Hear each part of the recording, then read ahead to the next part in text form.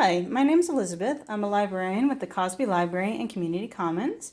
And today I'm going to show you how to assemble the braided paper bookmark from the Adult Summer Craft to Go bag. If you weren't able to pick up a bag, this one doesn't require very many supplies. You might even have everything you need already at your home. So it requires some glue, either liquid glue or a glue stick, some scissors, and 4 strips of paper. So this paper is scrapbooking paper. It has a design on both sides. You do want something that looks nice on both sides. Otherwise, you will end up with big white spots in your design. So if you use paper that has just white on the back, do be aware that will end up in your final design because this is a double-sided craft. I really like this craft because it's really simple, but it looks nice when you're finished with it. You can even dress it up a little bit with a jewel or a sticker here at one end. You can make this look like a unicorn horn or a mermaid tail or a fish, or you can just make it be an abstract design like this. So to begin, I want to point out that there are some different ways that you can arrange your paper that give you different effects at the end. So on this one, you can see that the paper design alternates down the sides of the bookmark. So here we have alternating designs, and here we have alternating designs. Whereas this one, I used the exact same paper, but the designs overlap. So here those stripes overlap, here the orange paper overlaps, and if I flip it over, there the orange flowers overlap, and this lighter orange overlaps. So a couple of different ways that you could assemble this craft, and that is decided on this very first step that we're going to do right now. So if I want my bookmark to look like this, so this is the one where the paper overlaps sometimes, then what I'll want to do is take my pairs, and these are actually pairs of the same paper. So I'll take my pairs and I'll put them opposite each other like this. And then I'll just flip over one to show that different design. But if I want my bookmark to look like this, with these alternating stripes down the sides of the bookmark, then what I'll do is I'll take my pairs and I'll split them up like this. And then I'll again flip over one to show that different side. So I'm going to go ahead and assemble my bookmark like this for today, just for fun. You might want to get some more paper and experiment with different designs. This is all just for fun, remember. So any way that your bookmark turns out will be just fine. So my first step, I'm going to take my first 2 strips of paper. I'm going to glue them together at a right angle, as exactly a right angle as I can manage. So put just a little bit of glue on the ends. And press down. I'll take my third strip of paper. Again, a little bit of glue on the end.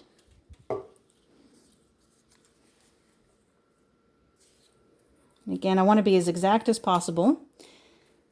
So I was using some leftover strips. These aren't exactly square, but even so, that's probably not going to show that much in my finished design. I just want to make sure that I have it all lined up here at the top, and that I'm not overlapping my strips, so I don't want to overlap them, and I don't want a big gap down here at the bottom. I'll show you a little bit more clearly what that looks like if my paper is not lining up right on this one. So again, a little bit of glue. I'm going to put it down as exactly as possible, so I don't want, like that, a big gap, and I don't want either the tails of my paper to overlap like that. So again, I want to line it up just as exactly as I can up here at the top, and make sure these 2 strips are lying side by side. Press down. And now you want to let this dry for a few minutes, because if you start braiding right now, these might pop apart and then you'll have to start over again. So we're going to do this cooking show style. I already have some dried over here. So we'll start with this one. Now when you're starting your braiding, you want to notice which strip of paper is on top. So here, this strip of paper that came from the left is on top. So I want to take this strip that's on the right, and I want to fold it over. I'm going to fold it over, and again, being exact as possible, no gaps, no overlaps down here. I'm going to press down And that should make a nice straight line going down. So our bookmark is going to grow this way, going down the table here. You do want to do this on a flat surface. I find that if you try to do this up in the air, just in your hands, that the strips tend to want to start overlapping like this, and you'll lose your design. So now this strip is on top. We want to come from the opposite side, fold this paper over,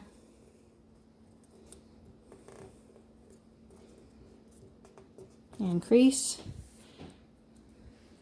Now this one's on top, so we're going to come from this side,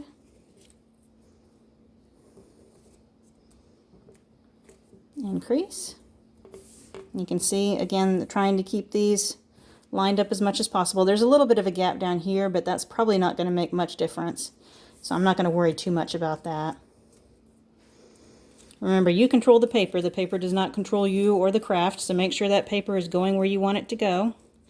If you don't control it, it's going to want to overlap like that, or leave a big gap up here at the top. So make sure you're just taking it one step at a time, making sure with each step that your folds are nice and crisp, and that everything's laying where you want it to go. So you'll just keep continuing this pattern, whichever one is on top, whichever direction it's coming from. You'll go on the opposite side, and you'll fold over, and just keep continuing that pattern. So again, I have one that's already mostly completed. And I'm going to continue that pattern. So this one's laying on top. It's coming from the left side. I'm going to come to the right and fold this one over. And then on the left again, fold over.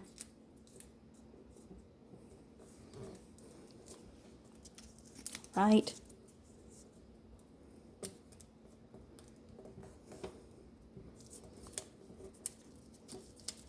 And left.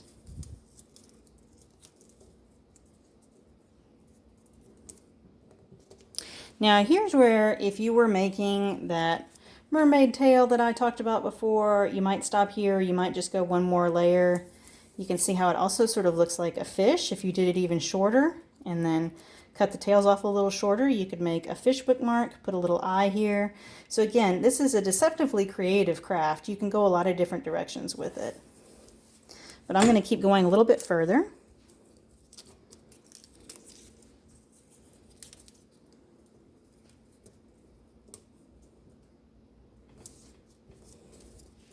And eventually you will get to a point where it's pretty obvious that you don't have enough paper left to do another layer. So this is going to be my last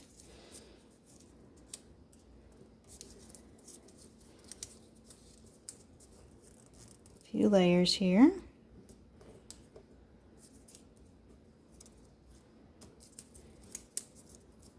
And again, want to make sure that it lines up nicely. Here we go. So it's pretty clear that I can't go any further with this one.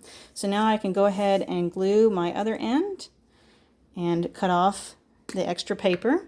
Now you'll notice that I wasn't gluing as I went along. You're welcome to glue as you go along. It will make a stiffer bookmark. I sort of like the way this moves when you pick it up and move it. So I haven't been gluing as I go along, but you're welcome to glue as you go along. It will make a stiffer bookmark when you do that. So I will take a few of my layers up here, put some glue down, put a little more glue down,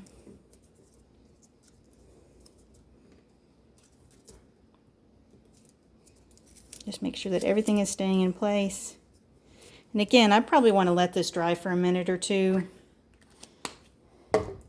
But for the purposes of this video, I will go ahead and cut off my ends to create a point. And our bookmark is finished. So you can see in this one has that repeating where the designs overlap. Here are some more that I've made. So you can really go to town making a bunch of these. and have a lot of nice gifts to hand out, party favors, just so much that you can really do with this very simple design. So I hope you enjoyed making your braided paper bookmark, and we will see you in our next video.